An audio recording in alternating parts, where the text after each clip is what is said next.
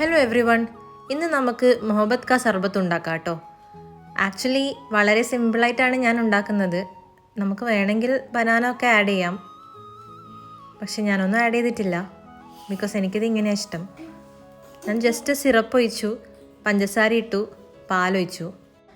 കുറച്ച് ഐസ് കൂടി ഇടാൻ മറക്കല്ലേ, എന്നാൽ ഒരു രസം ഉണ്ടാവുള്ളൂ, തണുപ്പുണ്ടാവണം. ആപ്പിൾ ആഡ് ചെയ്യുക, ബനാന ചെറിയ പഴമില്ലേ അതും ആഡ് ചെയ്യുക. ഞാൻ അങ്ങനെ മിക്സിയിലിട്ട് അടിച്ചെടുക്കുകയാണ് കേട്ടോ.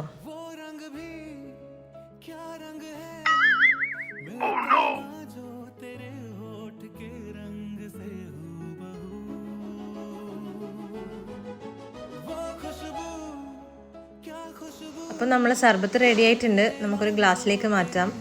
ഇതിൽ കുറച്ച് കസ്കസ് കൂടി ആഡ് ചെയ്താൽ കാണാൻ നല്ല ഭംഗിയുണ്ടാവും. കൂടുതൽ വീഡിയോകൾക്കായി ലൈക്കും സബ്സ്ക്രൈബും ചെയ്യാൻ മറക്കല്ലേ. താങ്ക്